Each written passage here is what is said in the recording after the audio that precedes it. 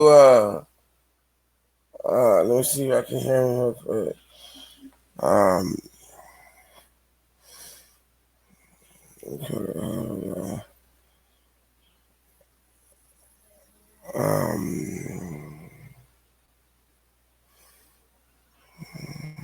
me see again real quick.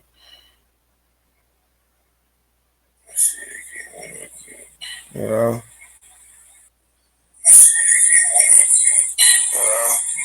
Okay. Let's see. Okay.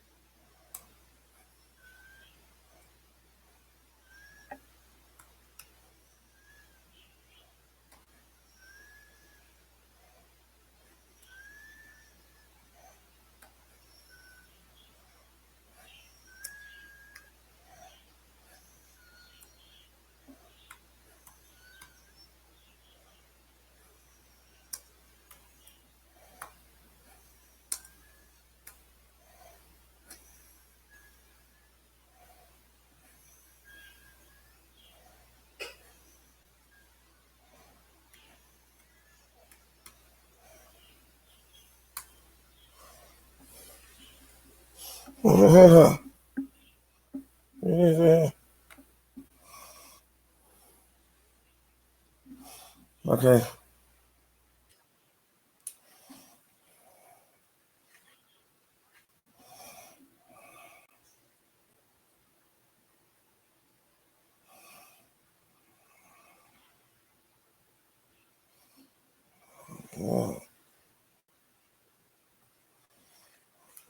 Are you a low-income American on food stamps or Medicaid? A If little bit. so, you are now eligible to receive a free brand new smartphone with 25 gigabytes of free high-speed data, plus unlimited talk and text.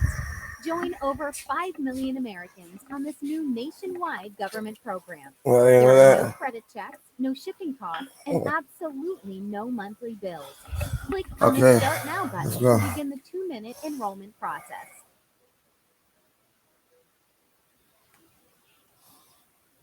Before we get to the video, man, I need y'all help. I need y'all Okay. to unplug some more people out of the matrix. Matrix. And you do that by spamming the like button and putting hashtag unplugged in the comment section.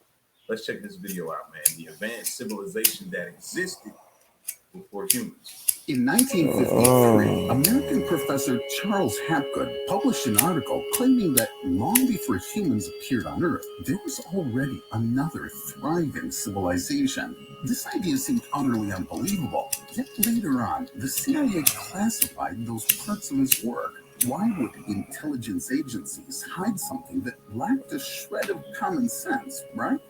Or were they That's afraid that crazy. the scientists' speculations might turn out to be pure truth? After all, our planet has been around for over 4.5 billion years, while the Homo sapiens species emerged nearly 300,000 years ago.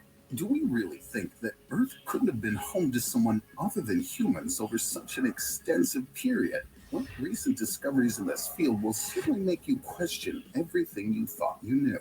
In this video, we'll delve into the true IQ of dinosaurs, the way mushrooms might survive a nuclear apocalypse, and most importantly, the possibility of another civilization flourishing on Earth millions of years before the rise of humanity. Let's dive in. In our history, there are numerous gaps scientists prefer to discuss in general terms. One of such paradoxes is the construction of the pyramids. Researchers insist that people at that time were engaged only in primitive gatherings, but who erected these monumental structures? This is the Pyramid of Chichen Itza, located in Mexico. This is the tomb of the pharaoh Djoser in Egypt. And this is the sanctuary of Kokher, situated in Cambodia. The thing is, all of them are built according to the same principle, but at entirely different times. Some similarities between these monuments cast doubt on the entirety of human history. Like the stones in their walls fit so perfectly that not even a human hair can squeeze through the gaps, and all of this without any binding mortar. Walls with a similar construction have been found near the city of Cusco in Peru, as well as in Greece, Japan, and even on Easter Island. Just to remind you, many of these locations are separated by vast oceans. It seems like all these structures were built by one culture, much more advanced than the people of that time. Of course, such a theory may sound like a fantasy now, but could we ever discover traces of an ancient civilization if we didn't even bother to start searching? At least this view is shared by Jason Wright, a leading astronomer at the Pennsylvania State University. Some of the most enigmatic phenomena of antiquity are still believed to be the incredible technological achievements of the Indus Valley civilization. In 1829, look, that's crazy because when I was little, I used to have dreams when I was growing up that I was used to live in back in in the 60s, 50s, and 40s, and I got shot, I got killed. So I always had those dreams, and I always dreamed about that, and it was really crazy experience that I never even. And to this day, I still got those dreams. So it's crazy. And we do live a second life or came back as somebody else. That is it. That is kind of crazy. So I just wanted to touch up on that and to see if I'm the only one that actually dreams about that, and dreams about something but dreams about the same shit.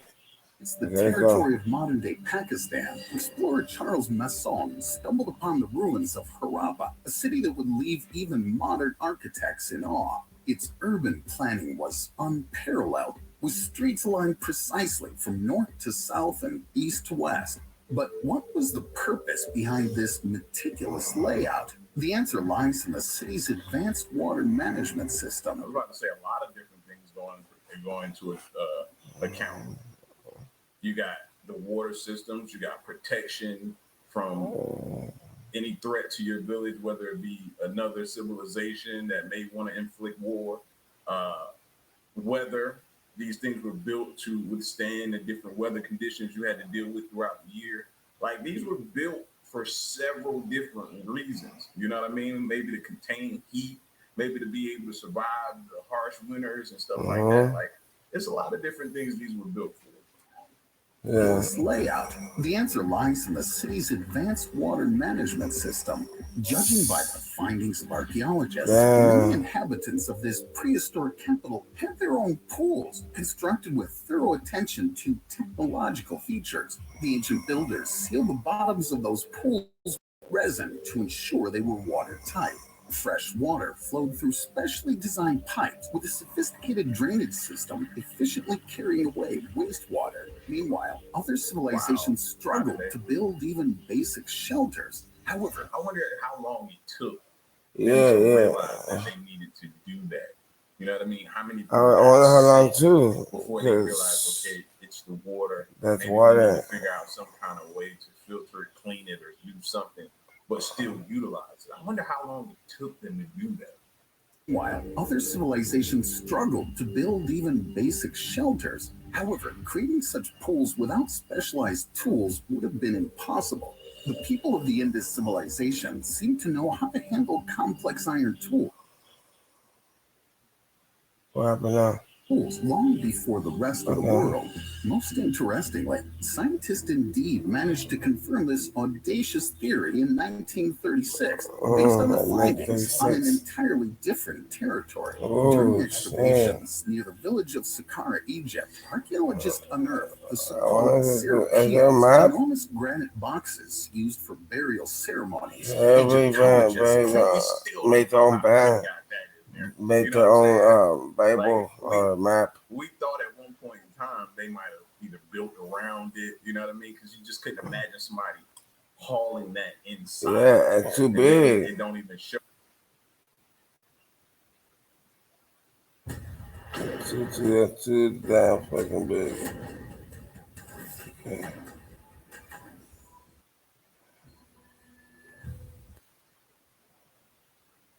And show, okay, a way to lower it down. Because remember, they close in the higher the pyramids and stuff go. They kind of close in. So that would have had to happen in the beginning stages before it got to the top. So they're still trying to figure out how they got those things in there. Claim that these boxes were made during the 18th dynasty, between the 1550s and 1300 BC.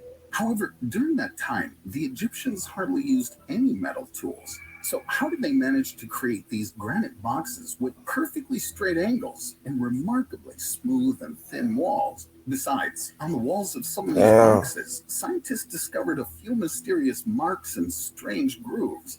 Wait a minute, haven't we seen something similar before? The same grooves are left by modern drills. Could it be that another, more advanced civilization encouraged the development of ancient Egyptian society with complex mechanized equipment? But why do we still know so little about such a progressive culture? That's a good question. Why haven't we found any other substantial evidence that an advanced civilization once existed on Earth? The answer to this question may lie with astrophysicist Adam Frank and climatologist Gavin Schmidt. In 2017, these scientists attempted to envision what would remain of our own civilization if we simply vanished one day. The answer seemed obvious. The immense megacities would continue to stand without humans, perhaps only covered in a thick layer of moss. And if any civilization had constructed something similar before us, we would have undoubtedly discovered it by now. Archaeological excavations would have assisted us, but despite centuries of searching, humans had yet to find prehistoric skyscrapers. Does this mean they never existed, or is everything not as evident as it seems?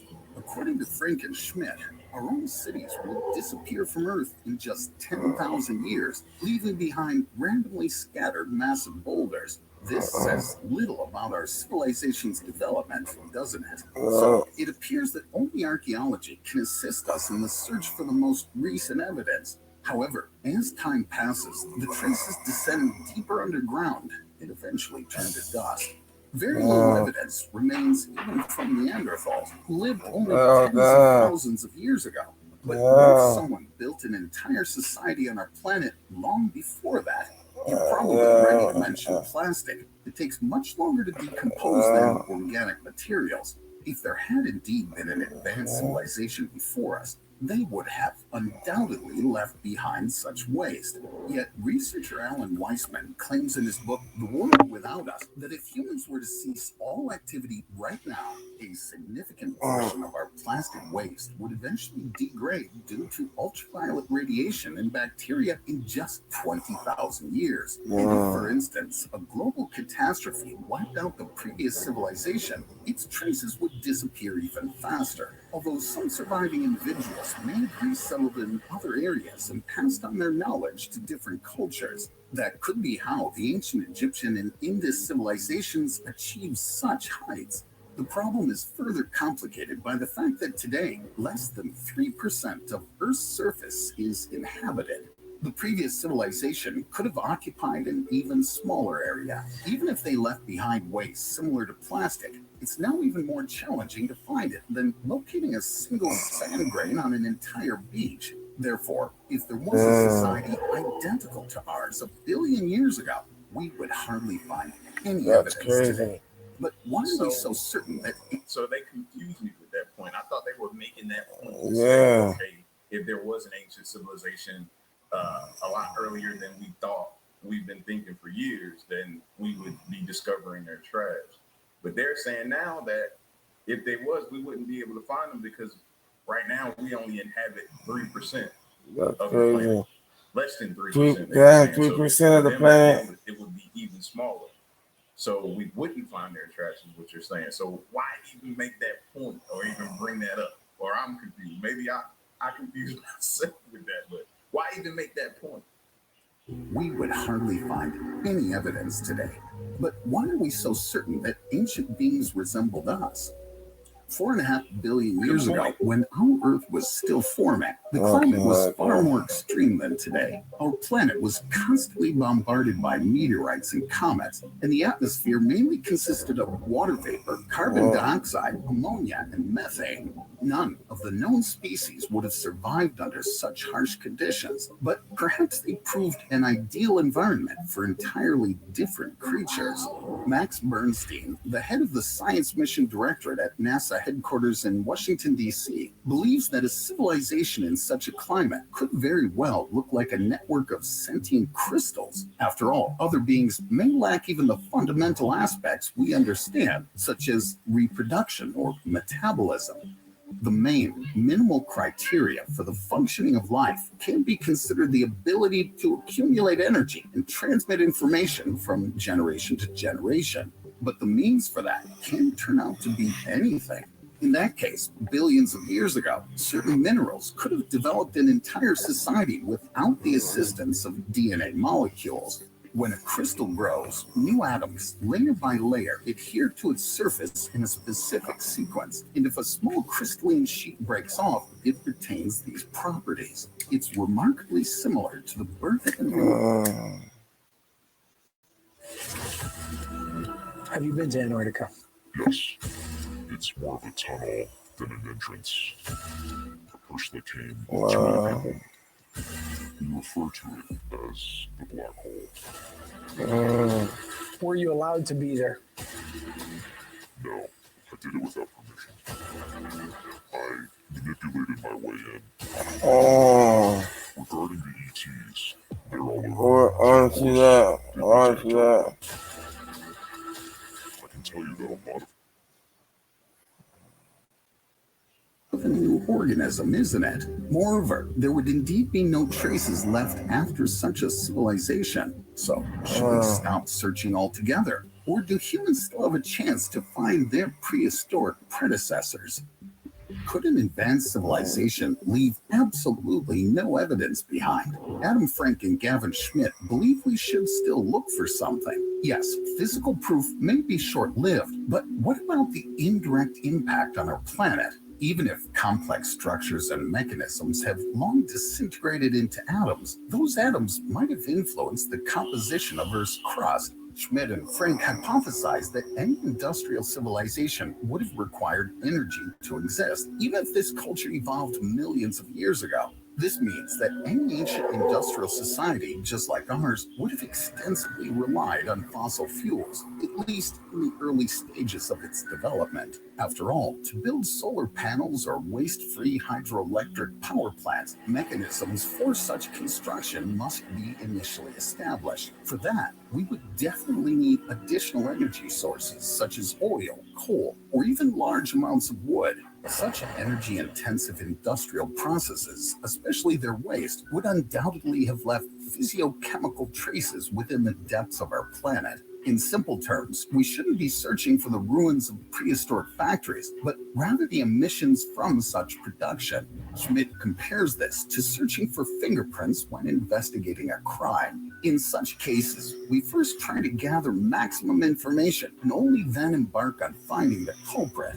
So, why not apply the same method in the search for an ancient civilization? To begin with, we should pay attention to significant accumulations of radioactive elements in atypical places because it's improbable that they ended up there on their own. Strangely enough, this brings us back to the mysterious Indus Valley civilization. During excavations in the state of Rajasthan in northwest India, archaeologists discovered an entire layer of radioactive ash. These incredible findings surely didn't end there. In 1977, researcher David Davenport embarked on excavations of the ruins of Mohenjo-Daro, a major Indus city. Soon, the scientists stumbled upon a pit with a diameter of 50 meters. All the stones inside seemed to have melted and transformed into a glass-like substance. But such a phenomenon could only occur at very high temperatures, reaching around 1,500 degrees Celsius. It gave the impression that a nuclear explosion had occurred on the territory of the Indus Valley Civilization long before our era. Strangely enough, ancient legends only confirm such information. Is one of the greatest epic works of Indian literature that holds incredible cultural significance, not only in India, but also in many other parts of the world. And within its pages, there are descriptions of a powerful explosion, shining as bright as 10,000 suns, capable of burning down entire nations. Furthermore, it vividly portrays the aftermath of such a detonation, survivors losing their names and the land and food becoming contaminated. Sounds just like the consequences of a nuclear catastrophe.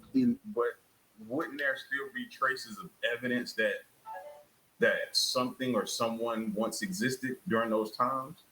Yeah, but I think that about future or possible nuclear explosion. There would be some kind of remains or something buried below, or possibly. I think it would be. It would at least lead us to speculate that there was once here, and can give more claims to that theory. I would think. Hiroshima, doesn't it? But even if the representatives of the Indus Valley Civilization were advanced enough to create nuclear weapons as early as the 3rd millennium BC, they were still humans. However, what about pre-human societies? Oddly enough, in the history of our planet, there have been other periods that indirectly indicate intelligent intervention. Today, we live in the era of hyperthermia, a sudden rise in temperature in various parts of the globe caused by human activity. But 56 million years ago, something similar occurred on Earth. The temperature rose so drastically that the average mark at the poles reached 20 degrees Celsius. Of course, excessive industrial activity couldn't have been the cause, or could it? Scientists now blame cyanobacteria, also known as blue-green algae. During that period, their population in the world's oceans increased several hundredfold. However, so now they're going to speculate that there could possibly been industrial plants and stuff like that back then, because that's what leads to the temperature rise now, with different plants and different things that we've done or added to the planet helps the temperature rise. So what back then would have done it? I mean, they ain't light that many fires to keep themselves warm to heat the planet, I wouldn't think so. What are they trying to say they had back then? How exactly cyanobacteria managed to influence the climate remains a mystery. Or were they merely byproducts of another, far more advanced society? The concept of a crystalline civilization still appears too unfathomable to many scientists. Still, even they don't really deny the possibility that billions of years ago, other organisms might indeed have ruled our planet. So, could humans possibly underestimate the abilities of those they encounter every day? In the year 2000, Japanese biologist Toshiyuki Nakagami decided to conduct a mind-blowing experiment. He placed a sample of mold at the entrance of a maze used to test the intelligence and memory of mice. At the other end of it, he placed a sugar cube. And a few hours later, the scientist couldn't believe his eyes. The mold seemed to sense the sugar scent and began sending its threads searching for it. The mold's mycelium branched out at every intersection in the maze, and those that reached dead ends just turned around and started over. Soon enough, the mold had enveloped the long-awaited piece of sugar. In other words, the mold's intelligence was literally superior to that of some animals. Modest estimates suggest that some people can't make it through a maze like that. Some animals can't make it through a maze, but mold can find its way through a maze. Wow, I never thought I'd see the day of something like that. There are around 160,000 strains of fungi on Earth. For millions of years, they silently evolved in the most challenging conditions, and now they're capable of altering their environment as effectively as intricate human technologies. For instance, in Chernobyl, where radiation levels still rise high in some areas, researchers discovered a fungus capable of feeding on radioactive waste while simultaneously cleansing the space around it. We consider ourselves the pinnacle of evolution, but how many of you can make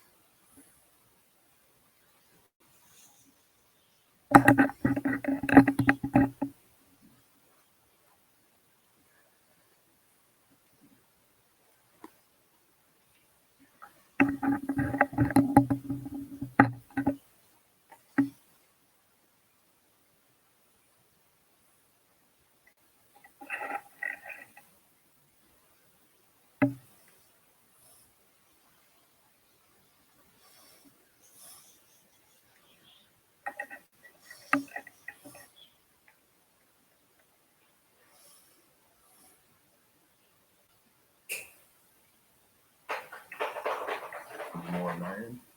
That could be the answer or remedy to a lot of different, I don't know, diseases or stuff like that. The way it I just keep thinking back to how it's sought after, that bacteria or the mold or whatever that was. You know what I mean? Like how it went through that maze to find the sugar, the bad or the bad stuff, whatever you place in there to find it. I wonder if that and do the same thing in our body. I don't know because I've never eaten much. I don't like mushrooms. So it's just the whole it grows from manure or whatever. It just never sat right with me, so I never ate it. But there could eventually be some powerful remedies taken from mushrooms, and people may already use them. That may already be going on, and I just don't know about it. Hey, mushrooms though. mind-boggling part is that there's no Do y'all use mushrooms, and a lot of y'all like remedies? Let me know. central server in fungi. Each filament operates independently, and the information it gathers can be transmitted in all directions throughout the mycelium. What's even more bizarre is that this pattern resembles the modern internet structure. It turns out that a remarkably advanced communication system has been lying right beneath our feet all this time. In ancient times, such a mycelium network could not only contribute to the development of other organisms, like cyanobacteria, but also cover its tracks. I mean, if intelligent fungi once produced plastic or even radioactive weapons, they long ago rid themselves of these waste products. So it seems humans won't be able to find any evidence in the end. Well, who said Earth could have harbored only one civilization? Perhaps new societies emerge on our planet every few tens of thousands of years, especially considering we've managed to acquire some intriguing clues after all. In 1970, in one of the episodes of the legendary TV series Doctor Who, the so-called Silurians appeared. They were fantastic humanoid reptiles. According to the storyline, they were the first intelligent beings on Earth. Of course, at that time, it was all just innocent entertainment. However, this concept was later backed up by specific scientific justifications. We've all seen the enormous fossilized remains of dinosaurs, but do we know how they actually lived? For many years, the scientific community believed dinosaurs were ferocious and rather dumb creatures. After all, according to the analysis of their cranial cavities, the brain of the massive Stegosaurus was no larger than a walnut. However, recent research indicates otherwise. Paleontologist Diego Cole proved that most dinosaurs were far more intelligent than we had thought. For instance, individuals of the Maiasaurus species returned to the same place every year to nest, meaning they possessed enough intelligence to remember the location and assess its good points. It's highly likely that Maiasaurus even developed a division of labor. Males guarded the nesting females and eggs, while adolescent dinosaurs explored the surroundings in search of suitable food. This is dinosaurs. Ever since I learned about the raptor from watching Jurassic Park and different things, the raptor, Spinosaurus, they were at the time. a lot of dinosaurs. Ever since then, I've thought of them as dinosaurs as being highly intelligent. much more complex behavior than that of creatures with walnut-sized brains. After having analyzed this data, researcher Lori Marino concluded that most dinosaurs resembled intelligent birds rather than sluggish reptiles. Have you ever witnessed a crow or a parrot distracting a human's attention to let another bird snatch a couple of snacks? Trust me, they're capable of much more. It's astonishing that birds also have small brains compared to the rest of their bodies, even though that's what allows them to fly, is they would struggle to lift their heads if they were too heavy. Nevertheless, the neurons in their brains are densely packed, with several times more neural connection per gram of brain compared to mammals. This means a small brain didn't prevent dinosaurs from building their own empire. After all, the human brain today isn't significantly different from the brains of our primitive ancestors, but that hasn't stopped us from launching spaceships. So why do we underestimate the ancient reptiles to such an extent? This is the Troodon, a genus of small dinosaurs that scientists consider one of the most intelligent. Some researchers even speculate that they bred their larger relatives much like livestock. In other words, they may have advanced at least to the level of an agricultural society. Weirdly enough, their physical features bear a striking resemblance to something human. Could they be the true Silurians, the ancient beings who developed a sophisticated civilization long before humans appeared on Earth? What do you think? Man, y'all spam the like. Okay. God, I love this stuff. Yeah. So yeah. So I like the video. You know what I mean? I like it. If y'all want more of this video, let me know. I'm sorry I was falling asleep. I'm gonna get down, try to take a nap, and we'll see some more. I'm gonna try to get some scary ones, some creepy ones, and play more video games. Any video games y'all want to see, let me know. And I want to thank y'all for watching it. And stay true. So stay true and keep it real. So that's why. And I want to thank all of y'all. You know what I mean? That's been here supporting and stuff like that. I want to thank y'all, like for real. Like without y'all, I don't know where I'll be. You know what I mean? So I thank all y'all, all y'all, everybody, y'all. So let me see. I want to thank all y'all. Oh, God.